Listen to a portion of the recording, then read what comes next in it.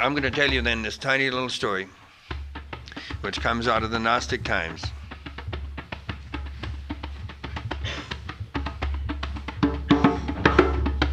Begins in the other world.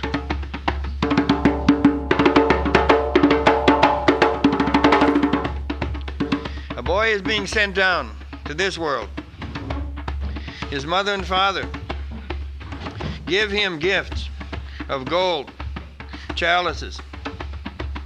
They send him down with 2 helpers, 2 sort of prime ministers to help him. He is to go down to Egypt. Egypt is the code word for this planet.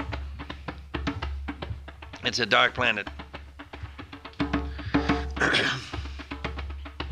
This scene can take a long time or a short time. He goes down to Egypt. Then comes the famous scene in which he goes to an inn. This is his famous inn. It's where the prodigal son stayed. It's in all the Russian novels, this inn. And when you enter this inn, you find people drinking and talking and playing cards, etc. And you forget what you came here for.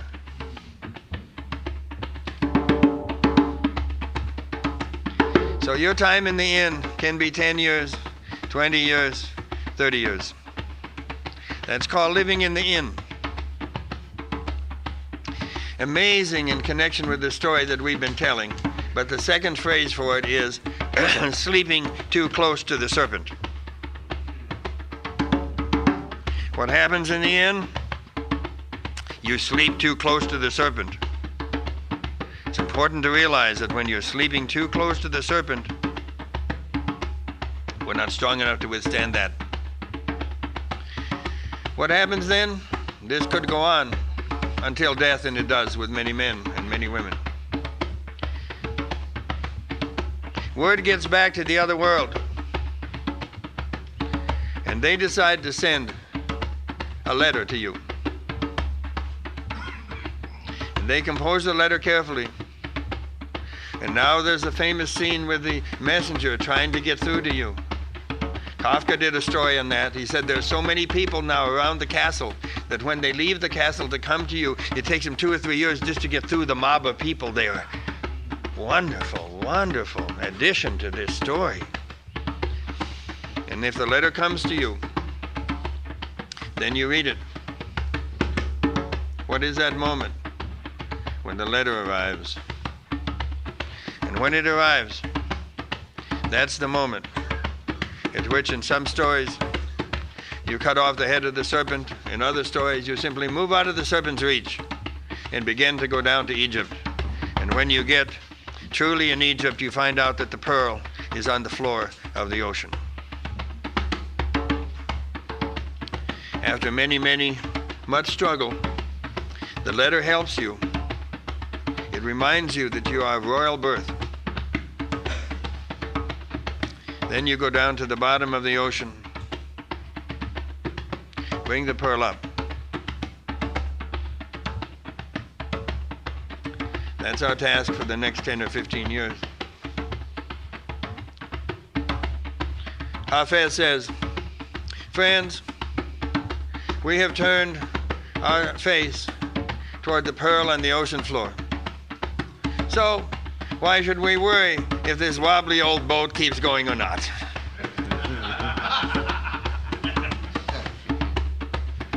And the pearl is found in Egypt, it's found in sorrow. And here's 2 lines of Hafez.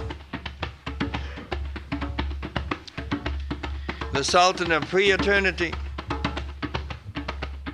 Some sultan, a long time before the earth was created, the Sultan of pre-eternity gave us the casket of love's grief as a gift. All that sorrow with women is a gift. The Sultan of pre-eternity gave us the casket of love's grief as a gift.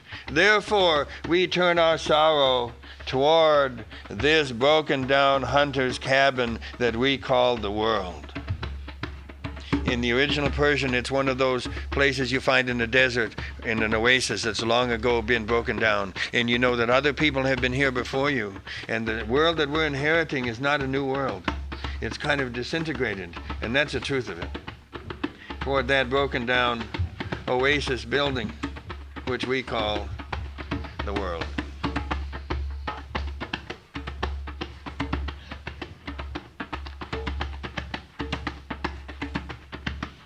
So, my task is to remind you of that being born with you, waiting now to see if you will make contact. I mentioned Iron John, a friend of mine, was meditating in a corridor and he saw light at the end. Suddenly he saw there an 8 or 9 foot high man carrying a spear, who said to him, "If you're not going to use your life, I will take it."